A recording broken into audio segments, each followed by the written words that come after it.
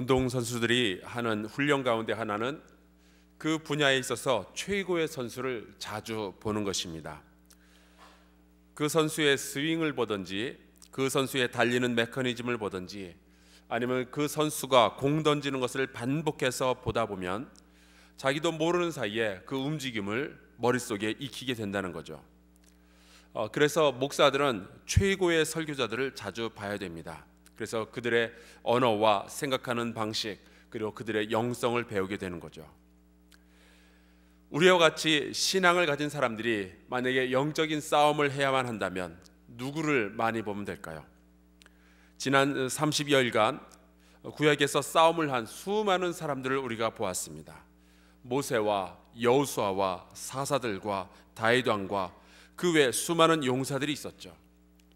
그들을 통해서 우리는 싸움의 기술들을 많이 배웠습니다.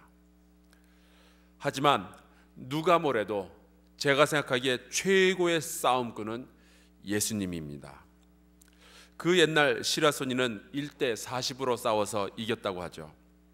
다윗은 골리앗을 이겼고 수많은 적을 물리쳤습니다. 다윗의 장군들 가운데는 1대 800으로 싸워서 이긴 사람도 있고요. 300명의 용사가 수십만을 이긴 기록도 있었습니다. 하지만 예수님과 같은 용사는 없습니다.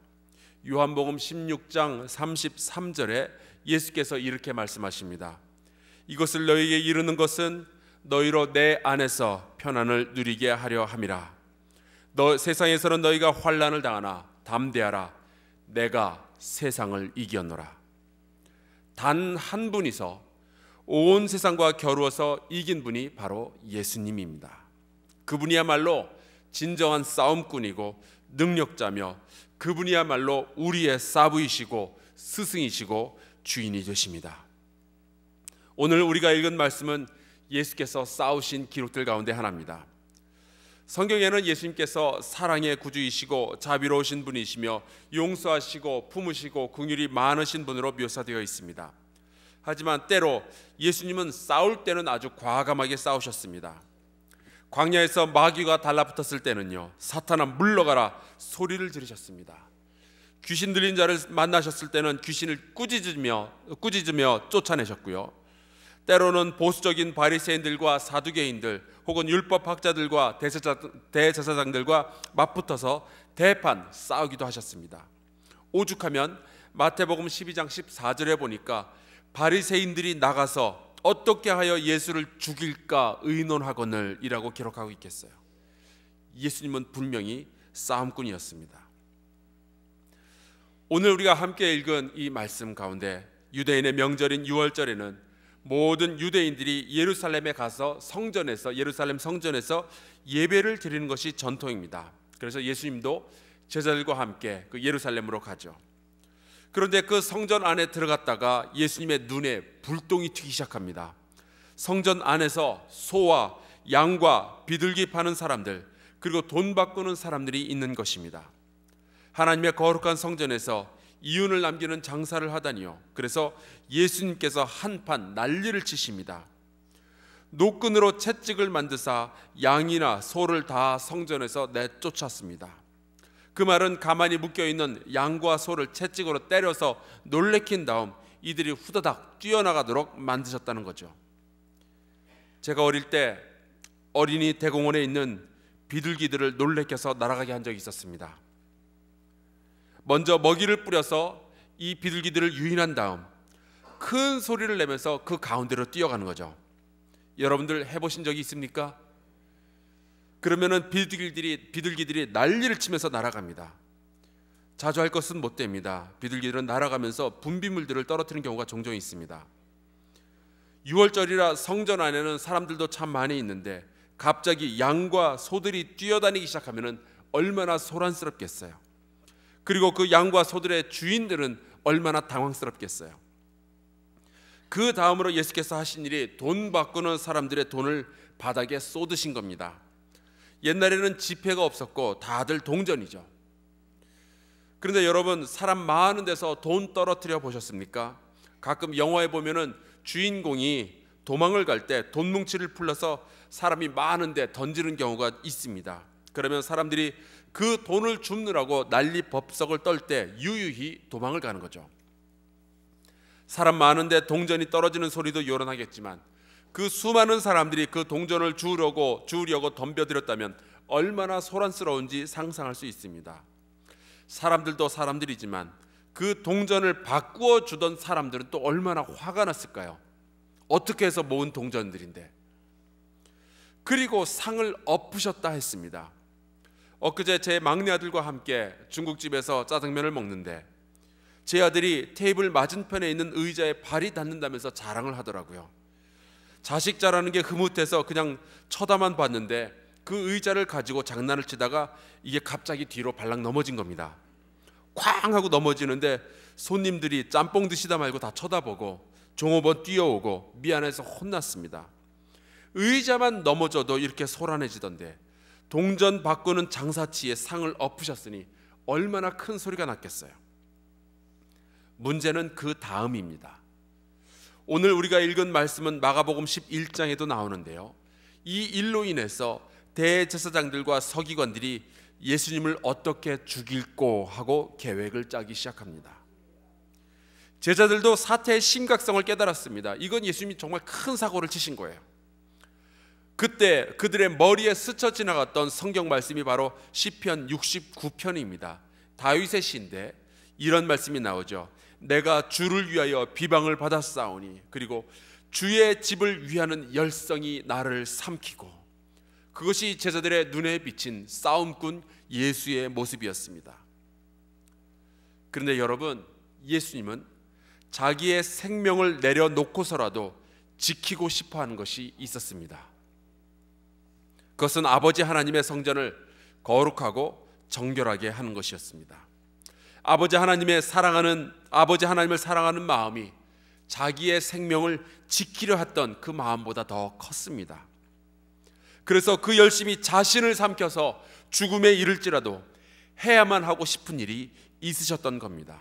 그래서 그 성전을 청소하셨습니다. 내 아버지의 거룩한 집이니 그 아들이 정결하게 지키는 것은 당연하다라는 거죠. 전쟁을 함에 있어서 우리는 얼마나 많은 무기를 가지고 있을지에 대해서 생각합니다. 우리는 얼마나 많은 군사를 가질 수 있을지에 대해서 생각합니다. 과연 어떠한 작전이 있는지, 시기는 적절한지, 전쟁이 일어나면 누가 우리를 도울 것이며 적은 어떻게 움직일지에 대해서도 생각을 합니다. 하지만 이 모든 것이 다 준비가 완벽하게 끝났다 할지라도 내가 무엇을 지켜야 할지를 모르면 그 전쟁이 무슨 소용이 있겠어요? 그처럼 우스운 전쟁은 또 어디 있겠어요? 이 세상에 수많은 사람들이 인생을 살아가지만 과연 얼마나 많은 사람들이 자기의 생명을 포기하고서라도 지켜야 할 그 어떤 것을 가지고 있을까요? 수많은 사람들이 승리를 위하여 준비합니다. 좋은 학교에 가기 위해서 애를 쓰고 좋은 직장을 가지려고 애를 씁니다. 좋은 스펙을 쌓기 위해서 노력하고 좋은 인간관계를 가지기 위해서 노력합니다. 그런데 그 모든 것을 가졌지만 그 모든 것을 사용하여서 지켜야 할 것이 없다면 그 얼마나 허무한 인생인가요? 수많은 사람들이 어떻게 살아야 하는지는 압니다. 그러나 모든 사람들이 왜 살아야 하는지를 아는 것은 아닙니다. 혹은 소중한 것이 있기는 하지만 얼마나 많은 사람들이 그 소중한 것을 위해서 생명을 포기할 정도의 열심을 가지고 있을까요? 내가 지켜야 할 바로 그것을 지키기 위해 최선을 다하여 살다가 설령 목숨을 잃는다 할지라도 혹은 전쟁에서 패배한다 할지라도 내가 지킬 것이 있고 그것을 지키기 위해서 나의 생명까지 바칠 만한 것이 있다면 그것은 얼마나 또한 아름답고 의미 있는 일인가요? 예수께서는 지킬 것이 있었고 그것을 지키기 위한 열심이 있었습니다. 그리고 이 일에 예수님은 생명을 내걸었습니다. 그것이 예수님의 전쟁이었습니다. 아버지 하나님의 거룩함을 지키고 하나님의 자녀들에게 구원을 베풀고 하나님의 나라를 이 땅 가운데 건설하는 것, 그것은 예수님의 생명과 맞바꿀 수 있을 정도로 소중한 가치들이었습니다. 이러한 가치들을 소유하고 살아간다는 것, 내가 왜 살아야 하는지를 알면서 살아간다는 것, 그것은 행복한 일입니다. 오늘부터 고난주간이 시작됩니다.